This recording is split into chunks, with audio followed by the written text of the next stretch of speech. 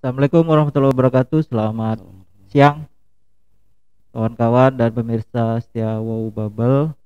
Hadir kembali kita di hari ini tanggal 13 Maret 2021. Kali ini mungkin kita sebelumnya sudah pernah berdialog dengan narasumber yang sama, dari instansi yang sama, dari tentara TNI Angkatan Darat. Kalau sebelumnya di Dandim Bangka, kemudian kali ini kita kebetulan menjadi tamu juga di Kodim 0431 Bangka Barat, dan alhamdulillah sudah hadir komandannya langsung, Letkol Infantri Agung Wahyu Perkasa Esos. Assalamualaikum komandan, selamat siang. Waalaikumsalam warahmatullahi wabarakatuh. Kilas balik mungkin sedikit bahwa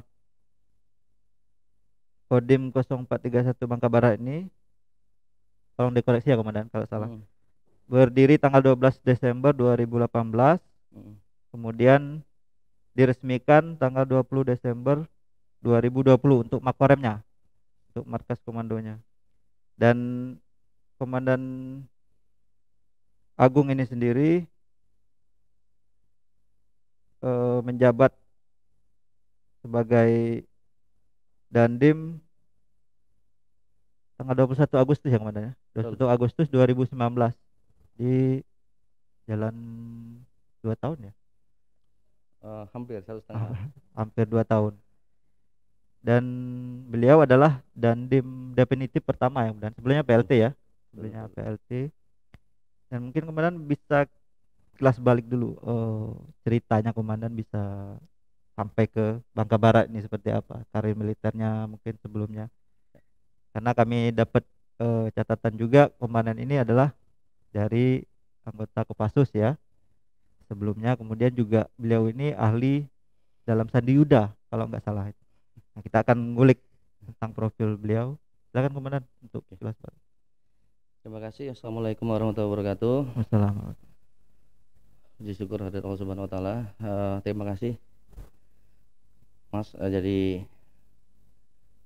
dalam hari ini nih kami kedatangan tamu istimewa nih dari kawan-kawan Bubble. Dan ini kalau pertamanya juga ada kegiatan seperti ini di Kodim kami. Ini suatu kehormatan juga buat Kodim kami. Berbicara kilas balik, saya ini awalnya adalah lahir di TNI tahun 2001. Itu akbil langsung ya? Akademi Militer, ya. Kami lulusan Akademi Militer, lulusan tahun 2001. Jadi masuknya tahun 98, dididik kurang lebih 3 tahunan. Kemudian lulus tahun 2001, berpangkat Letnan 2 dengan kecabangan infanteri. Kemudian kami diseleksi pada saat itu dari Kopassus, dan kami terjaring ada 23 orang perwira dari angkatan 2001 yang akan mengikuti pendidikan. Salah satu di antaranya saya, dan kami ikut pendidikan, lulus. Kemudian masuk pertama kali berdinas di Satuan Grup 1 Kopassus Serang, Banten. Oh, di Serang. Ya, tepatnya di Batalion 12. Berkarir di situ sampai dengan jabatan seorang komandan kompi. Kemudian kami harus mengikuti karena karir, kami sekolah, selapa, dan setelah selesai kami mendapatkan amanah untuk masuk ke Satuan Grup 3 Sandi Yuda. Nah, setelah itu berjalannya waktu lagi, itu mulai masuk Sandi Yuda itu tahun 2010.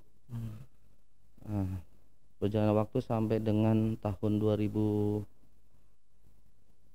kalau tidak salah tahun 2015 ya, 15 kami harus mengikuti pendidikan Seskuat, pendidikan, dan kembali lagi di Kopassus sebagai jabatan Pabandia Bindik Pembinaan Pendidikan di Kopassus. Nah, di sana saya kurang lebih ada setahun. Kemudian atas permintaan dari Pangdam Jaya pada saat itu kami diminta dipindah ke Kodam Jaya. Sempat masuk Kodam Jaya dulu.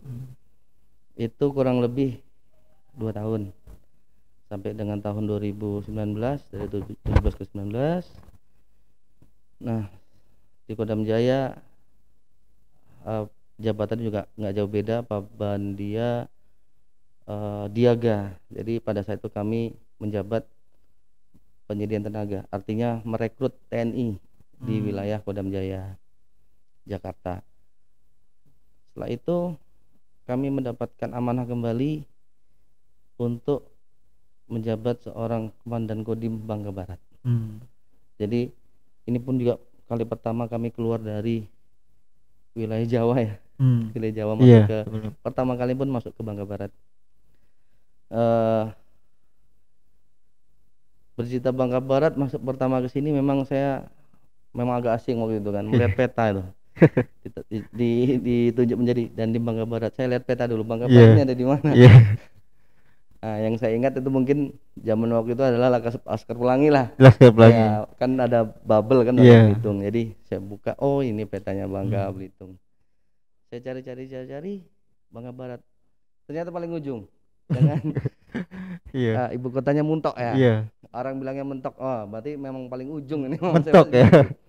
Paling tapi mentok. ya alhamdulillah setelah saya masuk di sini, ini merupakan suatu kepercayaan dari Angkatan Darat kepada saya sampai ditunjuk saya menjadi Dandim yang pertama.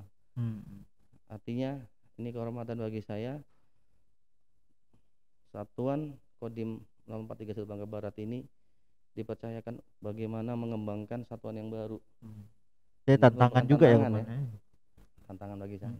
Benar, kalau pertama kali ke Bangka Barat itulah terjun ya, melihat kondisi budaya kemudian masyarakatnya, apa yang dibayangkan komandan pada saat itu, yang komandan lihat? Yang saya hadapi itu pada saat Bangka Barat itu saya agak sedikit terpana lah.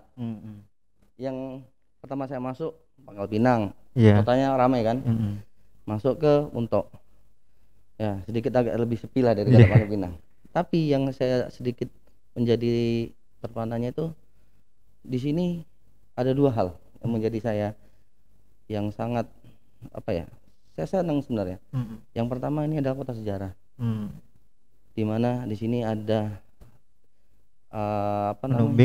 Menumbing yang tempat di mana proklamator kita dan para pejuang kemerdekaan ada meninggalkan sejarah di sini, ya kan, di Menumbing.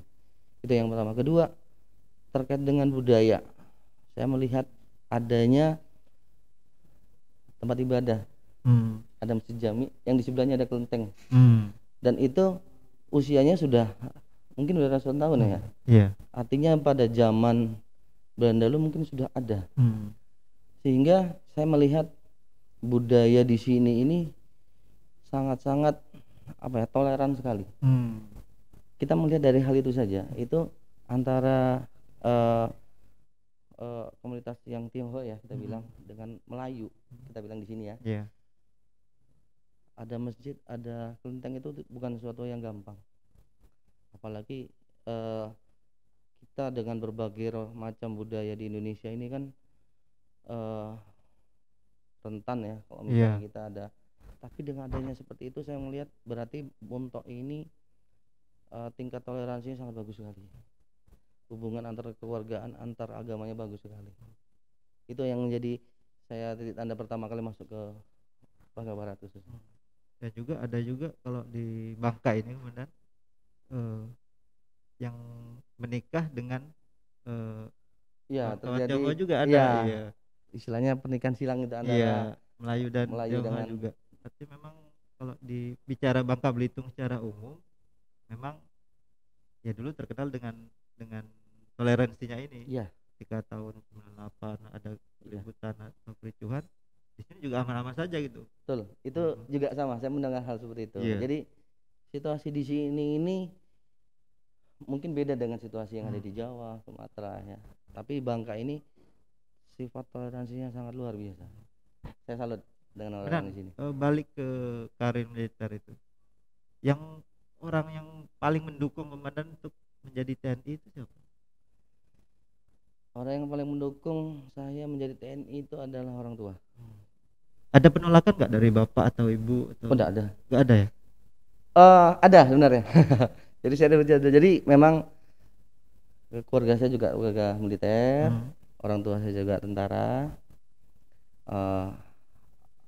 Dulu namanya Akabri ya. Akabri ya. Sekarang Akmil.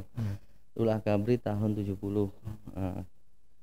Kemudian beliau itu pada saat saya mau daftar tentara justru nolak. Bapak ya? Bapak, karena lihat jangan masuk tentara. Jadi tentara itu capek katanya. Saya digitukan malah pengen tahu.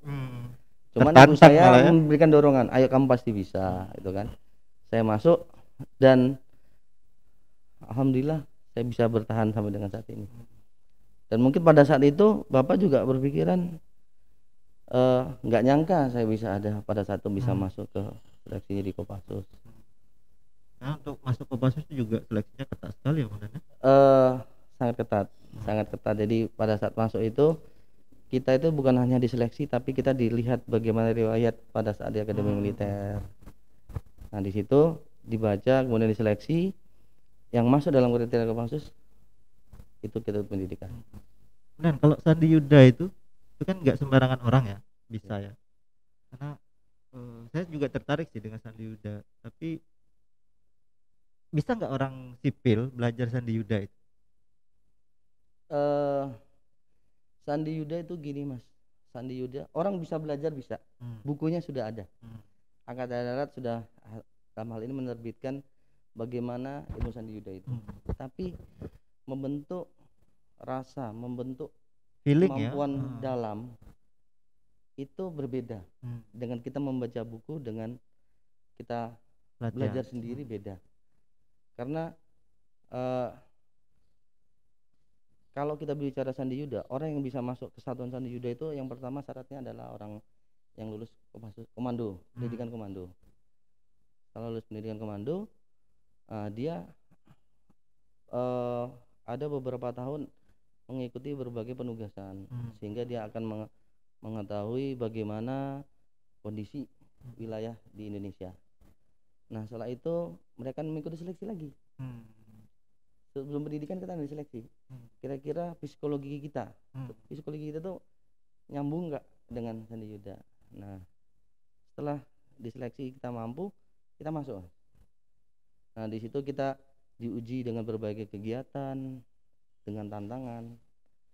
Nah, apalagi yang sekarang ini kalau saya dengar sudah berbeda dengan saya. Artinya setelah pendidikan nanti mereka sudah menjadi prajurit Sandi Yuda, ditugaskan di daerah penugasan, diuji istilahnya. Setelah diuji, nah dia pas balik dia pendidikan lagi, mendalami lagi kemampuan yang setelah dia lakukan di daerah penugasan. Dia kan menemukan hal-hal yang mungkin jadi pertanyaan kan. Nah itu dia akan kembali ini kan dimatangkan lagi lah dia. Banyak orang bertanya ini Komandan, apa sih fungsi Sandi Yuda itu? Kalau kita bicara Sandi Yuda sama nggak dengan intelijen gitu ya? Beda ya? Dibilang sama-sama tapi dibilang beda-beda. Jadi kembali lagi kalau kita bicara Sandi Yuda kita harus bicara Kopassus. Artinya satuan Kopassus itu terdiri dari satuan para komando atau parako, satuan Sanda atau Sandi Yuda, dan satuan Gultor atau penanggulangan teror. Jadi ketiganya ini terlibat. Tapi kan kita berbicara adalah penggunaan TNI itu pada saat kita menghadapi yang di luar kan, ancaman dari luar. Saat negara mendapatkan ancaman dari luar, kita lihat tingkat strategisnya dulu. Ancaman itu apakah bisa ditangani oleh satuan di bawahnya, bukan di bawahnya, artinya satuan mungkin dari eh, Kostrat mungkin atau dari Raider mungkin kan. Apabila mereka bisa bertangani, mereka yang nangani. Tapi apabila itu tidak bisa ditangani, nanti akan diserahkan kepada Kopassus. Nah, pada saat diserahkan ke Kopassus itu, disinilah 3 unsur yang akan terlibat. Sandi Yuda bergerak pertama kali. Artinya dia akan masuk ke, kita bilang sasaran ya. Nah, misalnya sasaran musuh apa, kita masuk duluan. Kita menggali segala informasi yang ada. Nah, setelah kita gali informasi ada, baru kita lempar ke apakah ini harus diselesaikan dengan satuan para komando atau ini perasaan harus diselesaikan satuan penanggulangan teror. Nah, itu ada eskalasinya. Nah, itu pertimbangan itu harus cepat. Nah, masuknya pun kita juga harus cepat tanpa harus diketahui oleh musuh, dan kita masuk di belakang garis pertahanan musuh gitu ceritanya. Artinya memang dia memberi informasi ya sebenarnya. Betul. Nah, kenapa saya tanya Sandi Yuda ini? Karena kita akan buka, karena sekarang kan informasi itu gampang sekali ya. Ya, betul. Gampang sekali, apalagi media sosial. Rasa-rasanya kalau media pers, betul, kalau saya bilang sih kalah cepat dan kalah heboh dengan media sosial. Mereka lebih dulu nyampe informasinya. Nah, kalau komandan melihat di Indonesia atau mungkin skupnya lebih kecil lah di Bangka Belitung atau Bangka Barat, informasi itu adakah yang mungkin rentan ya sebenarnya, rentan menimbulkan konflik atau memang masih normal-normal aja gitu? Hoax lah. Iya, hoax itu. Oke, jadi terkait dengan berita itu Mas, sekarang ini banyak berita yang miring lah pasti ya, yang namanya orang tidak suka menjatuhkan orang yang sasaran dia. Kembali lagi, ini kita juga harus, kalau dulu orang bilang mulutmu harimau, sekarang jarimu harimau kan. Jadi kita ini pada saat menerima informasi itu harus bijak dulu sih, memahami. Terkadang kan kita menjadi orang yang mau pertama kali menyampaikan informasi, tapi ternyata informasi itu salah. Nah, saya sih berpikirnya begini, masyarakat juga harus bisa mulai bijak dalam memahami sebenarnya apa yang diterima informasi itu apakah benar apa adanya. Lebih baik kan ditanyakan dulu terhadap instansi yang berwenang. Apakah mungkin informasi berita di kedaerahan mungkin ditanya kepada pemerintah daerah, mungkin di TNI Polri kita tanyakan kepada daerah, apakah betul berita itu. Karena terkadang kita tidak tahu bahwa sebenarnya apakah yang berita yang dilemparkan itu dalam rangka menjatuhkan seorang atau dalam arti menjatuhkan negara. Nah, sekarang orang membuat seperti itu apakah memang mau meruntuhkan kewibawaan pemerintah atau mau menjatuhkan supaya negara kita ini goyang. Kalau negara kita digoyang, berarti ekonomi kita akan digoyang, pertahanan kita akan tergoyang, gitu. Jadi masyarakat juga harus bijak memahami, jangan langsung seakan-akan ingin jadi orang yang pertama kali mengirimkan berita, padahal berita itu belum tentu. Nah, kalau kami sendiri apabila berita ada yang masuk, saya juga menginstruksikan kepada anggota saya jangan sampai terbawa berita hoax. Berita yang ada, kalau ada ditanyakan adalah sama perwira-perwiranya. Apabila kita nggak yakin, ditanyakan sama mungkin saya. Kalaupun saya tidak tahu, saya akan menanyakan pada pimpinan saya. Kok khusus di Kodim sini ada yang kemudian yang mengelola informasi itu? Ada, namanya ya kita ada penerangan Kodim, Pendim lah kita bilang kan. Dia yang merangkum berita-berita yang masuk, menginformasikan keluar maupun ada berita masuk ke dalam. Nah, itu di backup sama satuan unit intel Kodim. Jadi bila ada berita yang masuk, ini akan dikomunikasikan dengan unit intel Kodim, dicek apakah itu positif atau negatif, akan dicek dulu, kemudian dilaporkan kepada saya.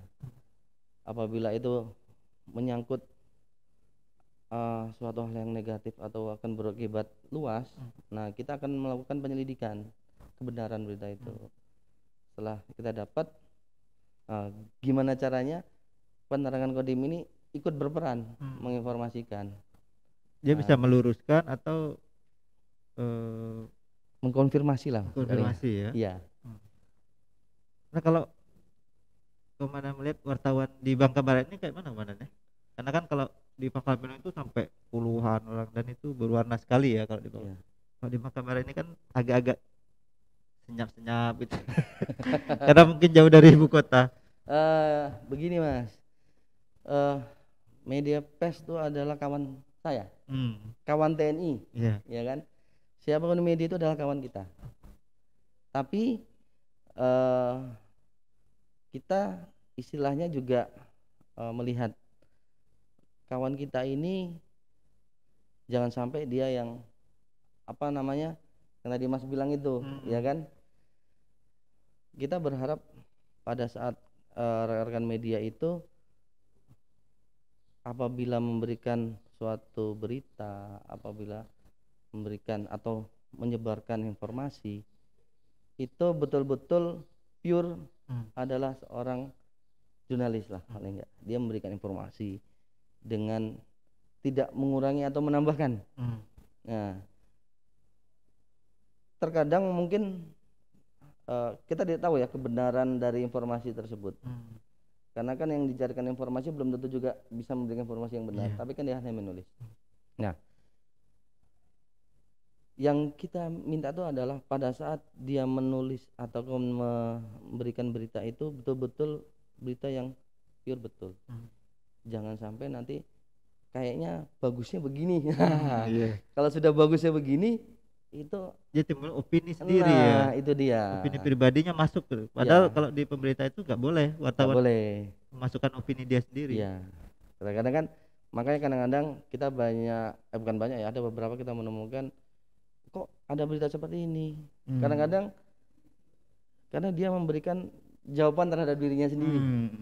Bukan akan lebih baiknya berita itu dikonfirmasi dulu kan. Tadi kita bilang dikonfirmasi dulu. Kadang-kadang orang mendengar A ya kan padahal yang dimaksud B gitu kan. Nah, itulah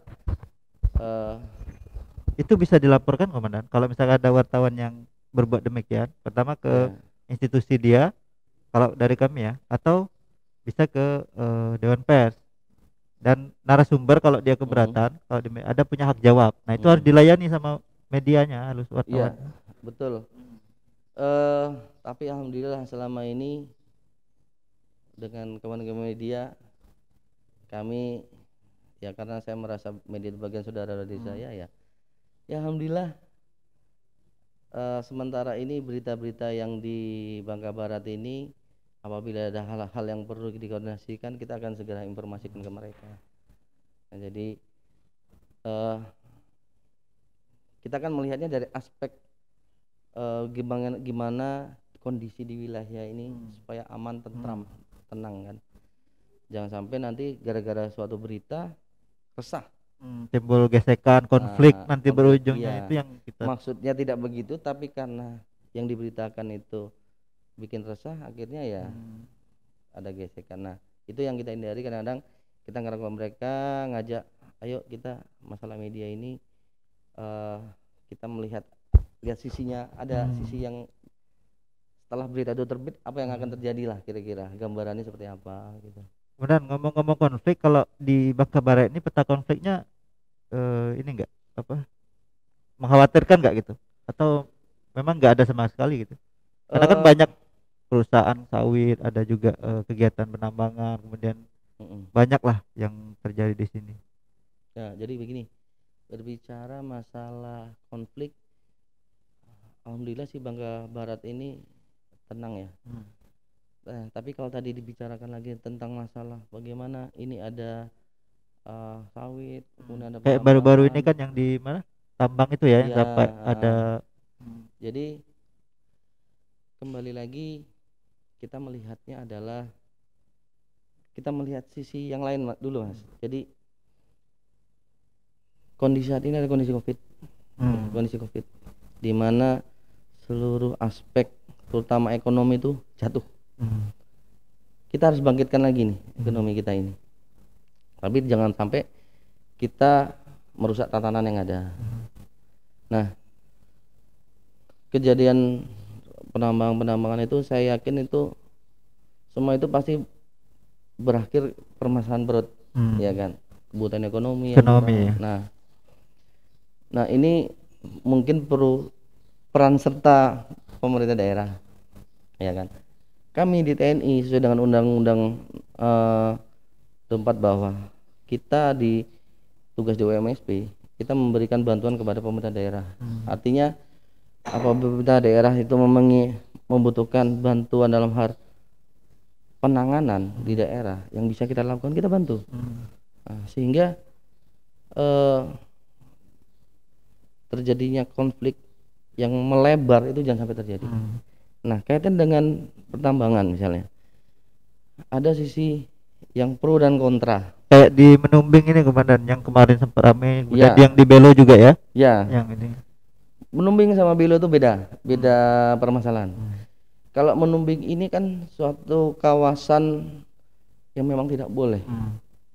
Lindung ya. Saya pertama kali datang di Bangka Barat ini langsung menginstruksikan kepada jajaran saya, Kodim, jangan pernah ada penambangan di Menumbing. Pertama itu adalah daerah kawasan yang harus kita lindungi, memiliki aspek nilai sejarah.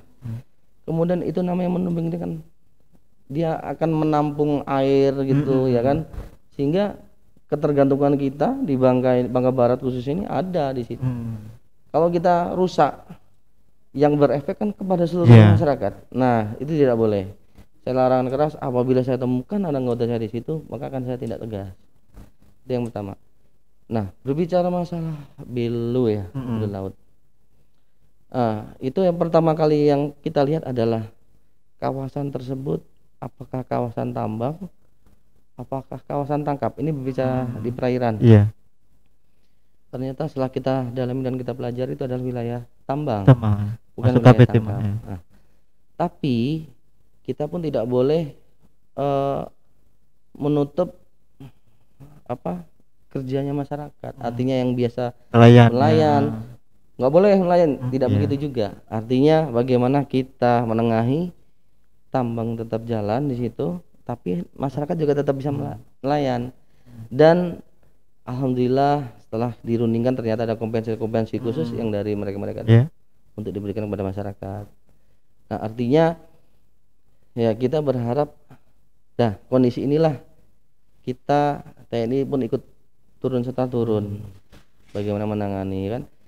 Saya rasa juga pemerintah daerah kalau menangani sini juga bingung gitu kan.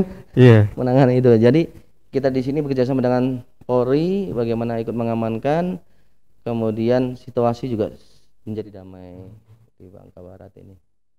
Benar, kita flashback ke pilkada kemarin ya 2020. Kan kalau di Bangka Barat ini ada 3 calon, kemudian yang kalau saya lihat itu ketiga-tiga ini sebenarnya sudah pernah maju ya di tahun 2015. Pak Sapri, kemudian Pak Haji Sukirman dan Markus ini juga sebenarnya sudah pernah bertanding. Namun di Bangka Barat ini kan lebih seksi lah kalau kami lihat di Pangkal Pinang itu, karena ada 3 calon ini juga pengalaman kemarin juga Pak Farhan dengan Pak Sukir ini beda tipis menangnya. Nah ini kan, nah kalau TNI pas pilkada itu seperti apa perannya? Benar. Kembali lagi PNI itu tidak bisa ikut dalam politik praktis. Jadi TNI itu dia tidak bisa kita bilang dia independen sendiri, berdiri sendiri ya. Karena TNI itu mengikuti apa dari kebijakan politik negara. Jadi misalnya TNI itu alat negara yang digunakan dalam rangka untuk menjalankan pemerintahan dan melanjutkan kebijakan politik negara. Sehingga apa yang menjadi politik negara itu yang kita ikuti. Jadi kita tidak bisa memihak ini ikut partai ini, ikut partai tidak bisa. Jadi pada saat kemarin kita berperannya adalah mengamankan pelaksanaan pilkada. Kegiatan apapun, siapapun pasangannya, kita mengamankan. Dalam arti mengamankan ini jangan sampai nanti ada terjadi persinggungan dengan pasang-pasangan yang lain itu kan, terutama bagi pendukung-pendukungnya. Jadi kita menjaga jangan sampai ada perselisihan, sehingga alhamdulillah kemarin Aman. damai. Ada permintaan nggak kemana dari Bupati baru ini? Saya minta ajudannya dari Kodim. Tidak ada. Belum ada ya? Iya. Biasanya kan bisa milih ya dari aparat kepolisian atau TNI.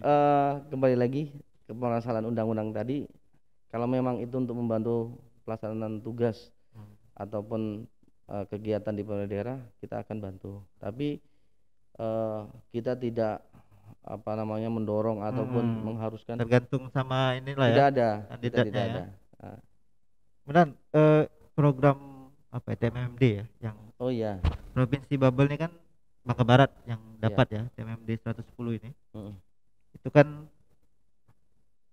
yang belum kelar itu, kalau saya nggak salah itu masalah ganti rugi lahan BPN. Dan komandan juga, ini ya saya bacakan statementnya pada saat itu, ini tegas sekali kawan-kawan. Saya tidak akan rela siapapun di sini tidak berbuat untuk masyarakat, karena TNI untuk rakyat. Kalau tidak bisa membantu masyarakat artinya berhadapan dengan saya. Itu saya kutip dari pemberitaan ketika komandan berbicara dengan BPN. Ada juga komandan bilang, bapak-bapak ini WNI atau tidak gitu kan. Kalau bukan WNI jangan tinggal di Indonesia. Keras sekali itu dan tegas ya terkait dengan pembebasan lahan. Itu sudah selesai belum komandan? Sekarang kalau dibilang selesai belum, tapi ini dalam proses. Jadi sudah, kalau kemarin kan saya minta di dalam rapat itu, cobalah turunkan tim Satgas A dan Satgas B dalam rangka perihal penghitungan ganti rugi. Nah, untuk mulai dari minggu kemarin, minggu ini sudah dilaksanakan, sudah turun dalam hitungan. Insya Allah minggu depannya sudah kelar. Jadi sebelumnya saya juga mohon maaf, bukan berarti saya berbicara seperti itu. Ada hal yang saya tidak suka, bukan. Tapi karena saya ini pada dasarnya kan gini, kegiatan TMMD itu yang diserahkan ke TNI itu sebenarnya kita sudah clear dan kita harus bisa jalankan. Nah, di sini mungkin pemerintah daerah ada kesulitan. Nah, ini kami terketuk untuk membantu ceritanya ini. Dan saya melihat ini kan kepentingan strategis buat masyarakat, ya kan. Kemudian saya melihat masyarakat khususnya di Bangka Barat yang dulunya adalah pintu masuk dari Sumatera menuju ke Bangka, itu satu pintunya cuma Bangka Barat di Muntok, Tanjung Kalian. Tapi perkembangan perekonomiannya jauh dibandingkan dengan mungkin Pangkal Pinang, Bangka Induk, ya kan. Sangat suatu hal yang menurut saya prihatin. Iya, prihatin lah saya, ya kan. Sehingga saya berbicara sama Bapeda, Pak Pendi, ya kan. Saya bicara sama RSPU-nya Pak Seherli, Pak Sekda. Kita berbicara, ternyata Bangka Barat ini menjadi sasaran untuk kawasan industri. Tapi kawasan industri ini yang bisa terbentuk kawasan industri apabila ada jalan yang terbentang dari pelabuhan sampai ke jalan alternatif untuk menuju ke Pangkal Pinang. Dan jalan itu dengan lebarnya yang cukup fantastis lah, saya bilang antara 15 meter sampai 30 meter. Artinya kalau saya bilang ini seperti jalan Jagorawi di Jakarta ini. Buat landasan pesawat juga bisa ya. Hitungan saya juga begini ya. TMMD, kita melakukan kegiatan TMMD itu sifatnya harus strategis. Nah, pandangan saya strategis itu baik dari pemerintah daerah, masyarakat dan TNI itu harus sifat strategisnya masuk. Nah, kalau di pemerintah daerah otomatis dengan pembukanya pelabuhan tersebut, jalan ada, dan kawasan industri kan akan meningkat, ya kan, PAD apa semuanya. Bagi masyarakat dengan adanya industri tersebut berarti membuka lapangan pekerjaan. Ekonominya bisa tumbuh ya. Ekonomi bisa tumbuh. Nah, kita berbicara TNI ini sekarang. Sekarang bubble ini apabila dirapatkan kapal perang KRI, itu belum bisa, Mas. Yang dibelinya? Belum bisa, Mas. Artinya kan naik turun. Oh iya. pasang surut air, ya kan. Jadi kita butuhkan laut dalam. Nah, ini berada di Tanjung Ular. Tanjung Ular ya. Nah, dia tidak tergantung pasang surut air. Artinya kita parkirkan kapal itu misalnya ya, kan kita bicara ke depan kalau terjadi sesuatu. Iya. Berarti kita harus parkirin kapal kita di situ. Untuk bergerak, untuk maju menghadapi kan negara luar kan, kalau kita bicara dari Bangka itu dekat tuh. Kita kalau bicara musuh ini sebenarnya Iya. paling dekat itu dengan Ya, mana kita berarti kan bicara dengan Singapura, dengan Malaysia, ya kan? Kalau lintas laut. Iya, yang Nah, paling dekat ya. kita di Natuna ada. Nah, di sini kita ada alternatif juga, maksud saya gitu loh. Ya, bisa standby armada mau masuk berapa pun. Armada bisa masuk. Kemudian dihadapkan dengan garis lurusnya antara kapal dengan jalan, itu memiliki jalan yang cukup lebar. 30 meter. Ya, 30 meter. Artinya apabila ada pesawat yang mungkin dalam kondisi yang sangat dibutuhkan, pendaratan bisa di situ. Ya kan? Bisa pendaratan di situ sehingga mungkin ngangkut pasukan atau menurunkan pasukan lah. Berada di Bangka ini jadi garis depannya pasukan gitu loh. Nah, saya melihatnya di situ. Jadi penempatan pasukan di sini, armada bisa masuk, ya kan? Keadaan darurat bisa mendarat.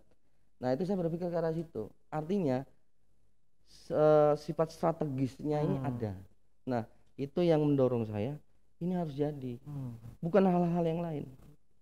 Ya, menjaga pertahanan keamanan nasional ini ya tugasnya. Pada saat sekarang mungkin nggak digunakan. Tapi kita kan berbicara apabila suatu hal yang terjadi, kita harus ada alternatif dong.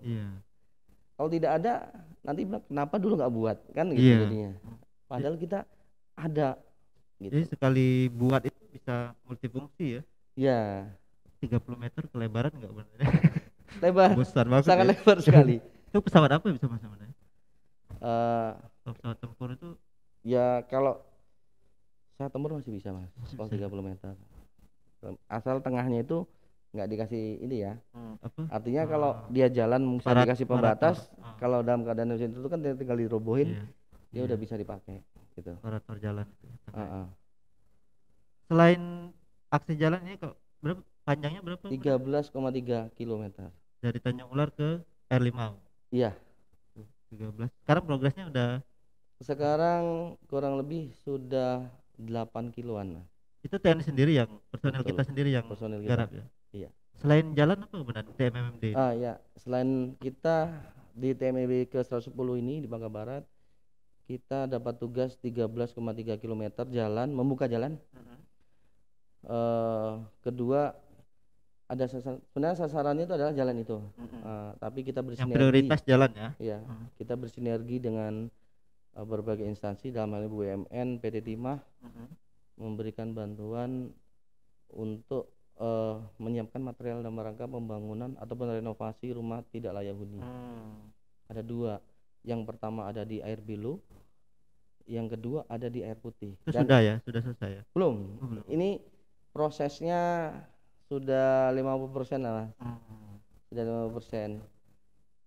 Dan itu kan kampung atau desa tersebut desa yang dilintasi jalan tersebut. Jadi kita di lingkungan tempat kita bekerja itu ada yang kita lakukan. Dan kegiatan itu bukan hanya RTH saja, kita melakukan merenovasi sarana olahraga itu di Desa Air Limau, lapangan voli, dan kita sudah siapkan sarana-sarana baik bola maupun net-netnya. Itu kami tawarkan kepada warga juga, Pak tolong dibuatkan ini gitu kan. Akhirnya ya kita menyambut. Kemudian kemarin saya ada sasaran non fisik mas, namanya sosialisasi, pemberian baksos, ada stunting, masalah stunting juga. Ya gizi buruk itu dari Dinkes, dari PT Timah juga memberikan bantuan susu buat gizi. Kemudian ada pembagian sembako kerjasama dengan PT Timah dan Bank Sumsel. Jadi beberapa instansi kami rangkul untuk ikut berperan serta. Artinya kan, ayo mari sama-sama kita apa namanya, peduli sama masyarakat, ya kan? Kita instansi pemerintah ini, mari kita peduli sama masyarakat. Kita lihat ya, kamu punya program apa, mari kita ikut dalam program ini di TMMD, kita bergabung, ya kan? Contoh kayak PT Timah saya bilang tadi, rumah tidak layak huni, beliau punya program pembangunan, ya kan? Ada dukungan material, kita support masalah tenaga. Jadi tenaganya personil TNI kita semua yang bangun Iya. kita ya. Jadi kita harus serba bisa juga. Enggak, kalau Bukan TNI, hanya perang, jadi bangun rumah juga harus bisa. kalau TNI memang sebab bisa komandan apa juga. Kalau Insya saya Allah. lihat itu iya. Memang ini ya kok. Tapi ngomong-ngomong TMMD ini khususnya yang jalan itu anggarannya dari pusat atau APBD. APBD kita yang APBD. menyiapkan ya? Iya. Masuk untuk yang biaya pembebasan lahan itu. Iya, betul. Ganti rugi itu Iya, ya. betul. Nah, kalau selain jalan, kalau dulu kan pembebasan jalan, kemudian ada irigasi, program pertanian, itu masuk nggak? Masuk. Masuk juga ya? Masuk juga. Cuman kan kita kembalikan lagi ke pemerintah daerah. Kemampuan keuangannya Pemerintah daerah apa yang mau dilakukan, program apa nih di awal tahun gitu kan, kita tawarkan. Kadang-kadang juga kita bilang, ayo ini ada program ini nih. Ada dari Kemenkes misalnya, ini ada program dari Kemenkes pembuatan jamban. Bahkan tuh udah langsung diturunkan ke desa-desa. Kita cuman ikut berpartisipasi, mengawasi dan membantu. Jadi anggaran diambil sama mereka dari desa, nanti kita ikut membantu saja. Jadi kita lebih banyak di hal ini tenaganya kita, tenaga dari TNI yang bergerak. Satu lagi terakhir kemarin dari kehutanan memberikan bibit tanaman. Jadi sepanjang jalan yang kita buka itu kita akan seperti pagar, pohon-pohon buah gitu nanti, sehingga yang kita buat itu nanti ada batasnya dengan batas pohon tersebut, dan itu bisa dimanfaatkan sama masyarakat. Itu ada komandan daerah mau jalan ke Kurau Pak ya, itu ada pohon mangga di rumah-rumah warga itu pinggir, tapi kita mau minta juga bukan ya. Kalau ini Kalau kan ini bisa, memang, kalau ini memang kita tanam, bukan berarti langsung masyarakat nggak boleh, bebas, masyarakat ini boleh. Kalau ambil banyak nggak boleh untuk dijual lagi. Itu penting. Jangan dibisniskan, tapi dinikmati aja. Iya, dinikmati. Keren juga ya benar. Jadi semuanya dapat. Iya. Untuk pertahanan keamanan dapat, untuk akses ekonomi dapat jalurnya. Iya. Masuk juga untuk apa, kawasan industri itu. Iya. Targetnya sampai kapan udah selesainya? Tanggal 30 ini harus selesai. Akhir tahun ini harus selesai. Tanggal 30 ini. 30 Maret. Bulan ini harus selesai. Itu buka akses langsung pengaspalan atau cuma buka? Kita buka. Jadi sesuai dengan anggaran dari pemerintah daerah, ini adalah buka jalan dulu. Tapi bukan berarti buka jalan tidak rapi, kita rapikan. Nanti tahun depan peningkatan lagi. Apakah nanti dia pengerasan atau langsung pengaspalan? Jadi buka jalan itu bayangan saya ya nembus hutan ya berarti. Karena ya nembus hutan, buka hutan, kemudian ada sungai yang kita juga masukin karena ini untuk kepentingan umum gitu. Ya, ada 6 sungai Mas. 6 sungai yang kita karena lewati. Kita posisinya nanti akan membangun 6 jembatan. Oh, ini sudah 2 jembatan kita bangun. Ada 19 gorong-gorong. Artinya ada aliran sungai yang akan melintas di jalan itu ada 19. Nah, itu sudah beberapa sudah kita bangun semua. Berat juga kerjanya ini. Personil kita berapa kemudian yang terjun? Yang terlibat di Angkatan Darat ada 110. Kita dapat bantuan dari Polri 20. Kemudian dari Lanal Angkatan Laut 10. Pemda ada 10. Tapi sesuai dengan bidangnya masing-masing. Baik. Keren juga ya Bangka Barat. Diam-diam bisa ini. Karena kan kalau sebelumnya itu PT Timah yang di daerah selatan. Atau Bangka Tengah itu buka jalur untuk yang di perkampungan. Lupa saya nama kampungnya itu. Tapi PT Timah sama Tara juga ikut buka jalur. Tapi Bangka Barat ini TMMD 110, Bangka Belitung baru Bangka Barat yang ini, dan kita doakan bisa sukses lah manannya. Alhamdulillah. Untuk kepentingan masyarakat. Saya punya filosofi. Jadi Kodim ini tidak akan bisa hebat dengan tidak bantuan orang lain. Saya memfilosofikan itu kita bagaikan telapak tangan inilah, lima jari, 5 jari. Contohnya seorang kabupaten itu adalah jari jempol ini, ibu jari ya. ibu jari. Dia bisa begini, ya kan? Karena 4 jarinya juga nutup begini, ya kan? Mungkin yang jari telunjuk ini mungkin dari misalnya kejaksaan misalnya, dia menunjukkan bagaimana jalur hukum yang benar, ya kan? Mungkin jari tengah ini orang nggak suka kalau ditunjukkan jari tengah kan? Mungkin contohnya mungkin di sini adalah mungkin dari kita, ya kan? Mungkin kita tegas masalah ini, ada orang nggak ini. Mungkin di sini ada jari manis, mungkin dari pihak Polres, ya kan? Mungkin ada jari kelingking. Ini mungkin dari pengadilan. Artinya dia walaupun tidak terlihat tapi dia ada fungsinya. Tapi seorang 5 jari ini apabila memiliki beban, ngangkat beban itu pasti 5 jari berfungsi semua. Artinya beban yang ada di wilayah kita semua harus sama-sama mengangkat gitu loh. Kalau kita mengangkat dengan 4 jari nggak akan bisa. Mengangkat dengan 1 jari jempol juga nggak akan bisa. Tapi kalau 5 jari kita gunakan sama-sama, kita mau berperan sama-sama, Selesai. kita angkat gitu. Selesailah beban itu ya. Kita harus bisa seperti itu. Dan kalau akhir bulan kemarin saya dengar di radio itu, Presiden Jokowi sampai keras itu ya, bilang kalau terkait karhutla, kebakaran hutan dan lahan. Kebakaran hutan dan lahan, saya ingatkan aturan mainnya masih sama, kata Presiden ya. Pejabat level Polda, Pangdam, jajaran ke bawahnya akan kita copot, kata Jokowi, Presiden Jokowi. Dan itu tegas sekali. Nah, gimana komandan terkait kebakaran hutan lahan? Di Bangka Barat ini kan luas sekali hutannya. Itu gimana tanggapan komandan? Kembali, Bapak Jokowi sebagai Presiden Republik Indonesia adalah Panglima tertinggi TNI. Artinya perintah beliau adalah perintah dari Panglima, seorang Panglima. Ya, kita laksanakan tugas yang diberikan oleh Bapak Presiden dalam rangka penanganan karhutla. Sesuai dengan perintah kita laksanakan. Apabila ada kejadian-kejadian, kita harus segera. Nah, di sini kita berkolaborasi dan bersinergi dengan dari Pol PP, kemudian dari Damkar, PT Timah yang memiliki alat pemadam kebakaran, bahkan Polri. Nah, ini pun saya sudah menginstruksikan kepada Koramil, para Danramil, Babinsa juga termasuk. Ya, kan Babinsa di bawahnya Koramil. Jadi semuanya kita sudah instruksikan bahwa apabila terjadi kejadian, karhutla segera berkoordinasi dengan pihak tertentu yang memiliki alat pemadam kebakaran. Nah, jadi di situ kalau ada kejadian itu saya biasa menerima laporan dari beberapa Babinsa. Tapi ya baru-baru ini juga ya baru-baru pertama saya datang ya. Karhutla sangat luar biasa. Terutama di Sumsel ya. Kalau di sini masih paling luas saya ngeliat tuh 1 hektar atau setengah hektar lah ya kan.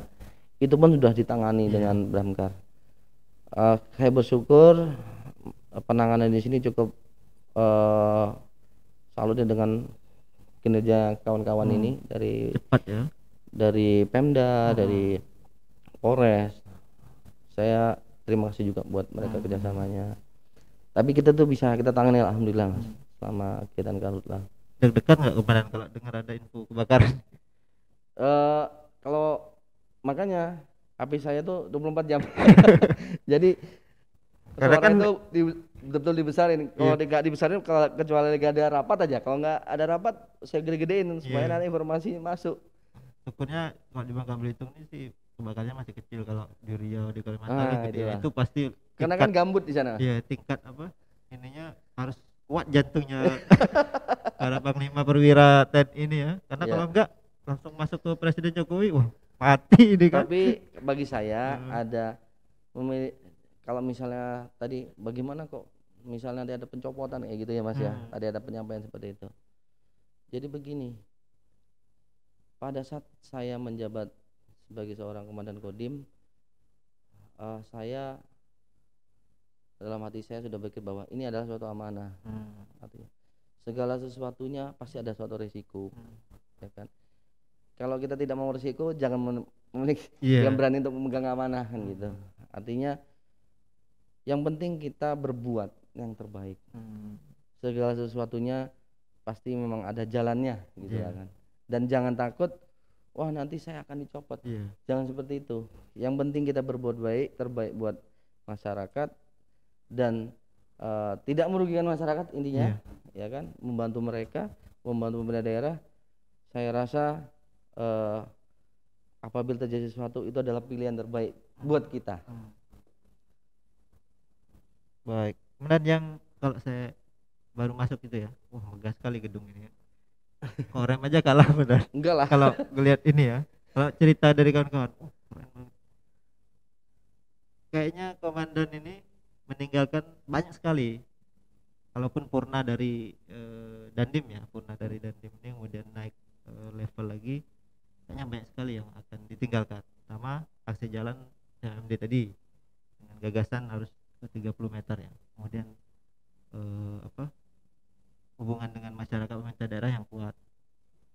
Apa yang belum komandan cita-cita komandan untuk Bangka Barat yang belum diwujudkan itu apa komandan? Ada nggak selain itu tadi? Secara tugas pokok sih pada dasarnya sudah semua. Tapi kalau angan-angan itu kan selalu ada mas ya. Saat saya masuk ke menjabat pertama kali masuk ke dalam Kodim ini, mungkin kalau dibilang megah tidak lah, tidak semegah itu. Karena baru ya komandan. Ya. Tapi saya bersyukurlah walaupun ada keterbatasan, saya harus membuka batas-batas tersebut. Artinya saya punya komitmen juga pada saat saya menjabat, apa yang bisa saya lakukan, lakukanlah. Karena nggak mungkin kita nanti begitu kita selesai menjabat, saya tidak mau ada kata-kata bahwa saya sebenarnya bisa buat seperti itu, tapi karena itu dalam kamus saya tidak ada. Artinya kalau selagi saya bisa berbuat, selagi bisa kita gunakan apa yang kita bisa lakukan buat satuan ini, apa yang bisa kita lakukan buat anggota, apa yang bisa kita lakukan buat pemerintah daerah dan masyarakat, ya kita lakukan. Selagi itu hal yang baik, saya rasa itu adalah suatu amanah yang kita berikan dan mudah-mudahan menjadi doa bagi kita juga kan, dan akan memberikan kebaikan buat kita juga. Jadi semata-mata apa yang saya lakukan itu untuk kepentingan kita semua. Benar. Sisi lainnya dari komandan ini Persib itu ya, Persib Kartika Chandra Kirana ini, kalau saya lihat di sebelah itu kan ada tanaman, kemudian ada kayak kolong itu ikan, itu juga melibatkan mereka nggak kemudian? Ada kembang-kembang itu juga? Itu awalnya adalah suatu gagasan saya pada saat waktu itu kan gembar-gembornya adalah ketahanan pangan, ya kan. Kemudian pada saat itu Bapak Kasat Jenderal Andika manfaatkanlah lahan kosong, kan gitu. Pada saat itu saya melihat mungkin tidak seperti ini dulu, di samping Kodim tidak seperti ini. Dulu hutan yang tidak terawat dan tidak teratur, gitu kan. Dan di bawah itu adalah tempat galian timah yang sudah tinggalkan, yang ex tambang lah, yang tidak difungsikan lagi. Nah, saya melihat, belajar dari kawan-kawan juga sebenarnya. Saya ke kawan-kawan lihat kok bagus di sana, bagus. Nah, akhirnya saya cari waktu di sini, berbicara dengan teman-teman, membuka. Awalnya hanya pengen punya kolam ikan. Tadinya hanya pengen punya kolam ikan. Untuk hobi atau memang untuk biar fresh saja itu pikirannya? Tadinya keinginannya buat anggota lah ya, buat dia rekreasi di situ gitu kan. Setelah saya buka, timbullah ide baru. Kayaknya kok bagus diginiin ya. Terus saya masih mampu lah untuk berbuat seperti ini. Saya buat lagi. Nah, itu pun disambut baik dari kawan-kawan gitu kan. Oh, dilihat di sini Pak, bagus ini. Nanti kita bantu, ya alhamdulillah ada bantuan lagi. Jadi itu apa yang kita buat itu, alhamdulillah saya membuat suatu ketahanan pangan menurut saya yang bersinergi dengan yang lain. Contoh, saya membuat kolam ikan. Nah, di sampingnya ada sapi, kandang sapi. Nah, di atasnya ada kandang kambing. Kemudian di sebelah tebing ini ada tanaman palawija, ya kan. Kemudian apa ini? Jadi dari air, kebutuhan air kita ambil dari kolam ikan untuk menyirami tanaman. Nah, tanaman ini nanti tumbuh. Kemarin tuh kita tanam jagungnya. Nah, jagungnya kita panen, batangnya kita lempar lagi ke sapi, dimakan sama sapi. Kotoran sapi buang masuk lagi ke kolam. Jadi perputaran itu berjalan terus gitu. Nah, memang tidak semerta makanan sapi itu terus ya. Artinya ada fungsinya, tidak jadi sampah gitu. Dan ikan itu ternyata ada beberapa kawan mitra penginapan bilang, Pak, ini nanti kami bisa beli. Ya bisa, silakan aja beli di sini, nggak ada masalah. Nanti berhubungan sama koperasi kami gitu kan. Dan di tempat itu saya membuat beberapa event-event. Kemarin sempat ada off-road di situ.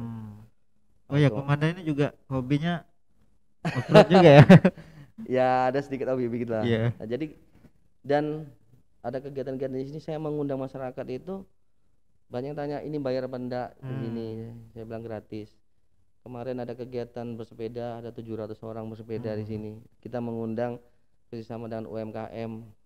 Kita bermitra pada saat itu dengan PT Timah ya. Jadi masyarakat yang sudah jatuh karena COVID dan dia tidak bisa bekerja, yang tadinya berjualan, kita panggil lagi. Kita bayar, kamu jualan, nanti di sini kasih kita asisten, jualnya gratis. Jadi orang-orang habis sepeda datang makan apa gratis. Nah, kita bermitra seperti itu. Jadi kita membantu masyarakat juga, kita ngajak masyarakat untuk sehat juga. Sekaligus memperkenalkan bahwa ya, memperkenalkan itu apa ada yang kita lokasi buat. rekreasi baru gitu kemarin. Ya. Kalau ditata lagi mungkin ke depan bisa lebih cantik Insya lagi Allah. ya. Kemarin ini sempat agak sedikit ini nggak keurus dikit lah ya. Bukan nggak diurus, tapi karena personel sudah narik ke TMMD semua. Jadi yang tadinya kita di situ akhirnya ya agak kendor ya. Agak kendor. Sedangkan kemarin kami lagi buat lapangan tembak. Di mana? Pistol, di situ juga. Oh, pistol. Lapangan tembak pistol. Nanti kurang lebih udah 90%, tinggal merapikan sedikit lagi. Oh ya, untuk peralatan persenjataan kita aman nggak komandan untuk di Kodim ini? Aman, kalau tempat penyimpanan semua aman. Nah, untuk kondisi itunya sendiri senjataannya perlu nambah yang baru lagi. Kalau persenjataan itu sesuai dengan kita bilang TOP ya, tabel organisasi perorangan itu, jadi semuanya sudah sesuai. Kalau berbicara baru, yang biasanya yang baru diberikan kepada satuan tempur, batalion itu. Kalau kita nih senjata yang lama, tapi masih bisa difungsikan. Terus kemudian untuk tingkat kesejahteraan TNI di Kodim ini, kalau komandan melihat sudah baik belum sih? Atau masih perlu ditingkatkan lagi, terutama karena kita juga mendorong agar ada perhatian juga nih dari pemerintah. Berbicara kesejahteraan, Mas, kalau kesejahteraan itu pada dasarnya semua TNI sama ya, gaji sama, artinya sama itu dalam tataran golongan pangkatnya sama. Cuman kalau kita bicara kebutuhan, semua orang beda kebutuhan. Nah, kalau kesejahteraan ini khususnya di daerah kita ini, kalau dari segi pembagian perlengkapan lumayan lah, sudah cukup terperhatikan juga. Nah, cuman mungkin kalau dari ada beberapa bangunan yang belum bisa terrealisasi, mungkin itu karena refocusing ya. Karena kan ada kejadian wabah COVID ini sehingga terjadi refocusing. Kemarin kita sempat mau ngajukan ada aula di sebelah ini sudah masuk Kang Dada, tapi karena terjadi refocusing sehingga terjadi penundaan-penundaan. Oh iya, untuk COVID ini kita backup juga untuk ini kemudian untuk kayak razia-razia untuk kawan-kawan di Oh masyarakat. iya, kan kita berperan ikut membantu dalam Satgas COVID ini, dan di situ kan kita organisasi, kalau nggak salah saya juga sebagai wakil kan di situ. Nah, dalam kegiatannya apabila ada penegakan protokol kesehatan, semua terlibat, baik itu TNI, Polri, Pol PP, dan yang instansi lainnya. Bukan hanya di tempat umum, kemarin kami pun sudah sidak juga ke kantor-kantor pemerintahan. Kita diajak sama Pak Sekda, Pak kita sidak langsung ke kantor-kantor yang nggak pakai masker, kita tegur gitu. Ya kalau COVID ini ya semua harus berperan, sadar lah gitu ya. Ya harus. Mas, satu orang lengah semuanya kena. Ya betul. Mungkin kita mau di akhir nih komandan. Saya satu lagi pertanyaan. Saya pernah jumpain juga, termasuk ada teman saya juga pakai stiker TNI itu ya di mobil atau di motor itu. Nah, aturnya gimana komandannya kalau sipil itu ya? Kalau sipil pakai stiker kan TNI, Angkatan Darat atau logonya itu. Stiker tersebut kan kalau saya tanya kawan kenapa pakai itu, biar nggak ditilang katanya. Kalau itu jawabannya salah. Tapi begini, berbicara sama stiker itu di mana-mana orang bisa buat. Selagi itu bukan merupakan suatu seragam atau identitas TNI, itu sebenarnya bisa tidak menyalahi juga. Artinya begini, kalau dia menggunakan seragam seperti ini, ya kan, dengan atribut lengkap semua, dia pakai, itu salah. Ya kan? Ini untuk yang sipil ya? Ya, itu yang sipil. Sama dengan halnya atribut itu. Misalnya dia stiker, apakah itu atribut dari TNI? Kalau bukan atribut, ya orang bisa buat. Sekarang banyak sekali orang buat pakaian loreng apa semua. Ya kan? Ada kayak komandannya banyak emblem. Iya. Kan ini kan ada yang kita pakai kan ada identitas. Iya. Jadi juga ada pelatihan pendidikannya juga ya. Iya. Ada yang suatu kualifikasi, ada yang suatu penghargaan dari Angkatan Darat. Nah, kadang ya mereka kalau menggunakan artinya itu kesalahan. Tapi kalau dia tidak menggunakan, ya tidak. Kalau anggota dia punya kendaraan pribadi tapi ditempelin stiker TNI Angkatan Darat tuh harus dicopot juga komandan. Dia bukan kendaraan operasional TNI misalkan, dia kendaraan pribadi ya, tapi ditempelin dia stiker. Itu boleh nggak ya? Jadi kejadian itu pernah terjadi. Artinya pada saat ada stiker yang ditempel, ada razia diminta untuk mencopot. Pada dasarnya tadi saya bilang, apabila itu bukan seragam ataupun kelengkapan dari Angkatan Darat resmi, itu sebenarnya nggak ada masalah. Tapi kejadian itu kenapa itu dilakukan, ada penertiban, karena ada penyelewengan terjadi. Nah, sehingga apabila itu dibiarkan, tentunya takutnya itu akan terjadi terus menerus, sehingga pencegahannya seperti itu. Juga mencoreng nama baik. Karena biasanya keluarga besar gitu kan. Nah, itu kadang-kadang ya walaupun benar keluarga besar, cuma khawatir juga ya kemarin disalahgunakan ya. Takutnya ada penyalahgunaan itu. Kan keluarga besar kayak KPPI lah misalkan. Kan keluarga besar juga nih. Iya. Iya gitu. Kan mitra TNI juga. Nah, kan keluarga besar juga. Jadi kalau bilang keluarga besar, kita semua keluarga besar. Cuman takutnya ada penyalahgunaan saja sih sebenarnya. Untuk propos kita berapa orang mana? Kita ada satu regu. Regu itu 10 orang. 10 orang. Itu juga menindak anggota juga ya. Keras jadi dia penegakan disiplin.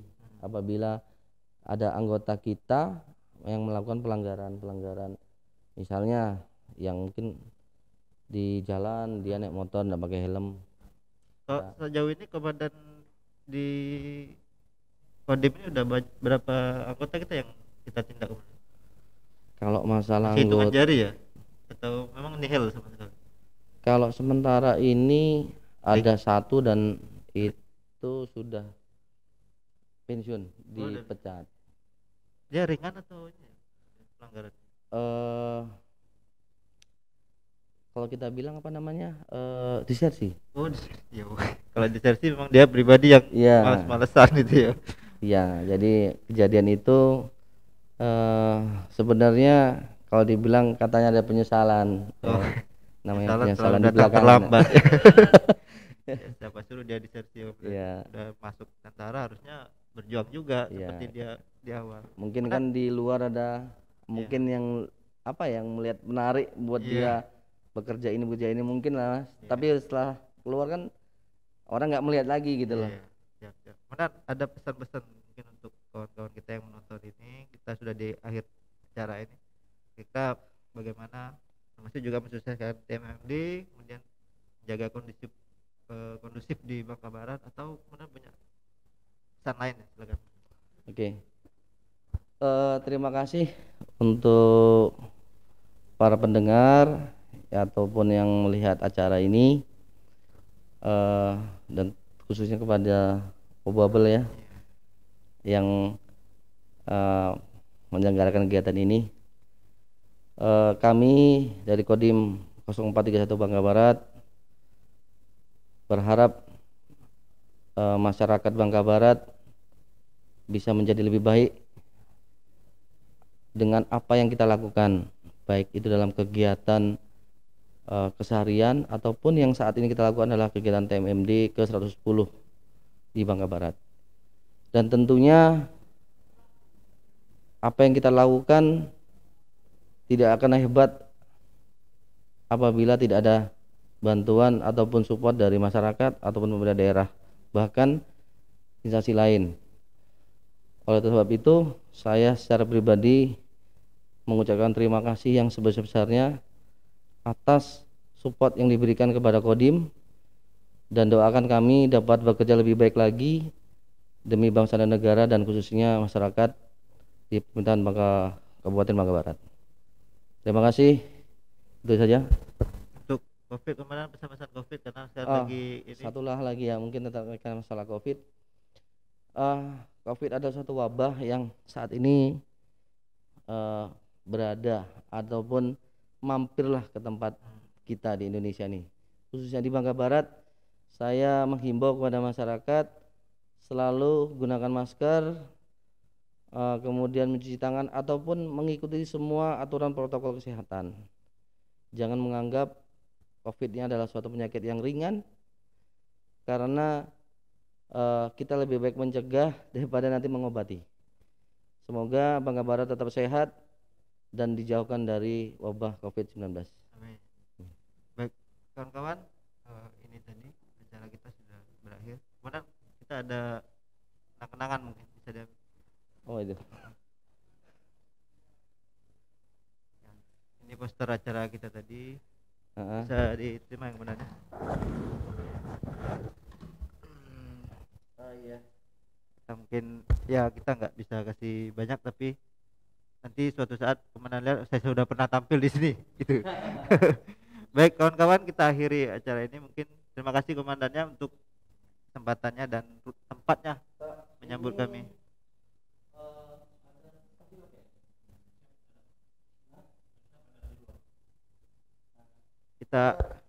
Kita akhiri dulu komandan untuk ini. Makasih sudah. Oh gitu ya, kita tunggu aja. Jadi berkisah.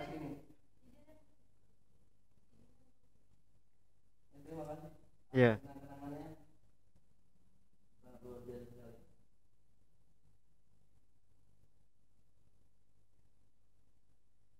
Berkisah. Mungkin bisa sambil. Jadi komandan untuk TNI Angkatan Darat sebelumnya kan dengan apa Komandan Pujut ya. Iya. Sebelumnya yang bicara juga tentang persoalan COVID dan bagaimana menjaga stabilitas daerah.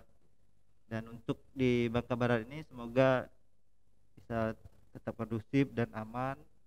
Juga apresiasi masyarakat terhadap TNI itu, karena sejauh ini ya perkembangannya kan TNI sudah masih menjadi harapan Iya. masyarakat untuk garda terdepan mengawal pertahanan keamanan negara.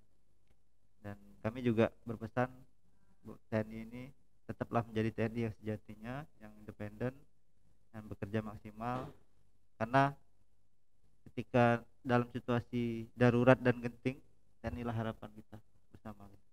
Dan saya sangat menantikan ada wajib militer sebenarnya yang benar tapi masih pro kontra ya, dan agak ini karena bagaimanapun sipil juga harus bisa untuk membela negara gitu. Nah mungkin itu dari kami untuk acara hari ini. Terima kasih sekali lagi Komandan atas tempatnya, waktu yang sudah diberikan pada kami bisa sowan ke sini. Kita akhiri dan mungkin setelah ini akan ada pemberian kenang-kenangan dari Komandan kepada kita. Itu ambilin. Saya tunggu lagi sebentar lagi. Ada pertanyaan atau komentar dari itu?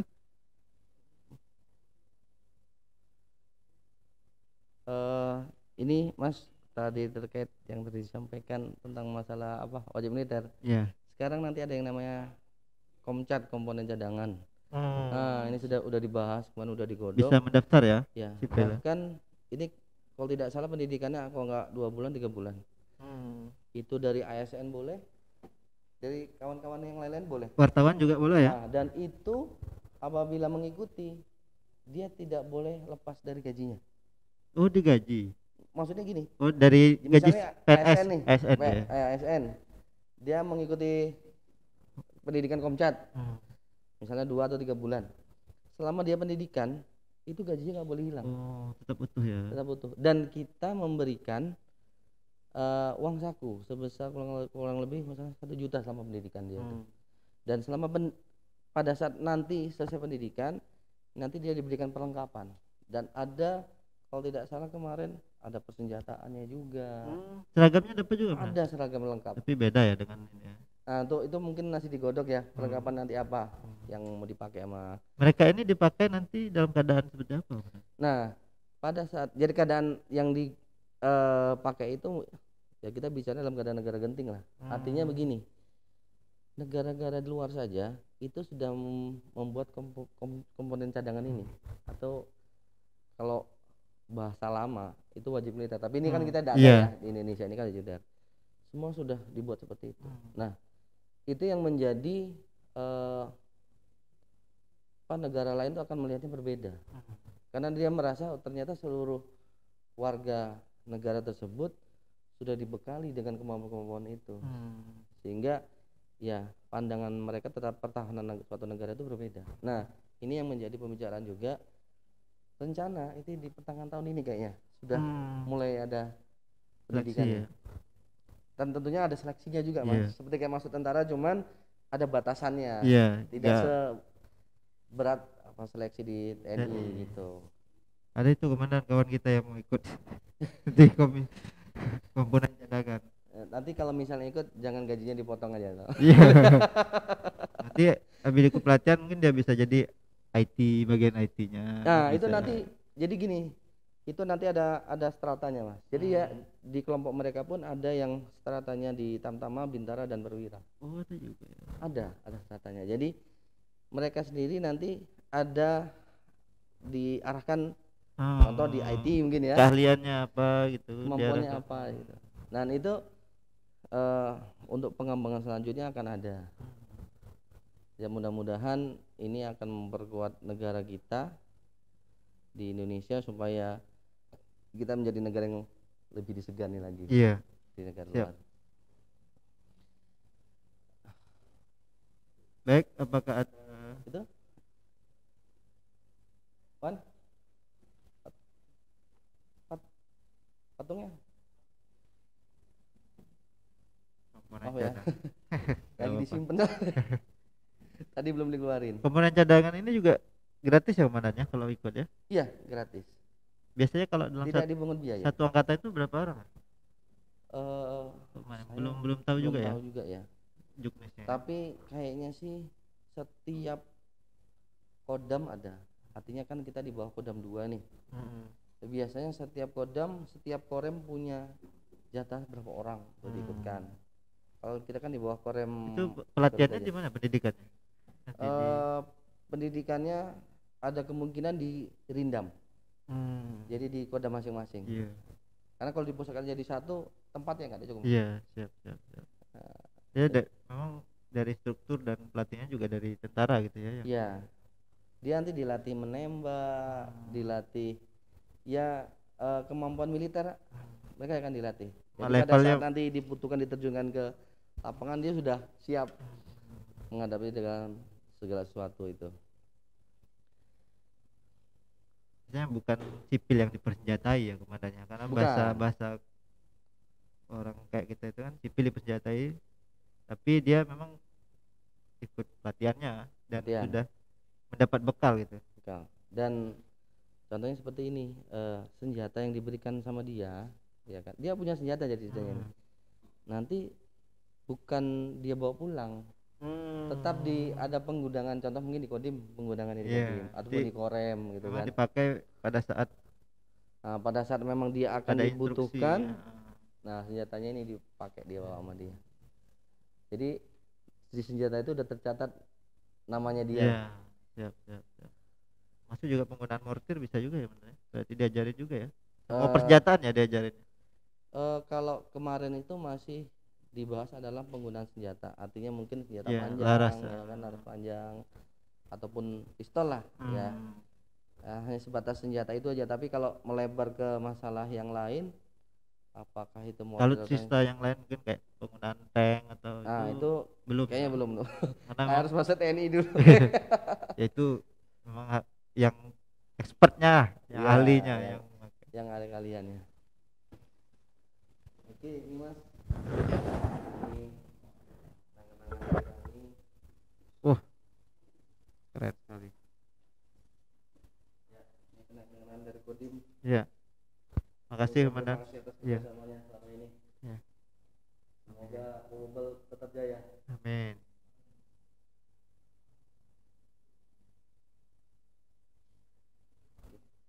Terima komandan. Nah, oke, kawan-kawan, berakhir sudah Bubble Speak Up hari ini. Semoga memberi inspirasi dari jumlah pengalaman dan program kerja yang disampaikan oleh Dandim tadi, dan kita akan berjumpa lagi di lain kesempatan dengan narasumber yang lain, dan tentunya kita akan memberikan inspirasi lagi yang lebih luas untuk Anda. Mohon maaf jika dari saya maupun dari narasumber ada salah-salah kata dan ucapan. Terima kasih atas perhatian Anda. Billahi taufiq wal hidayah. Assalamualaikum warahmatullahi wabarakatuh. Selamat siang.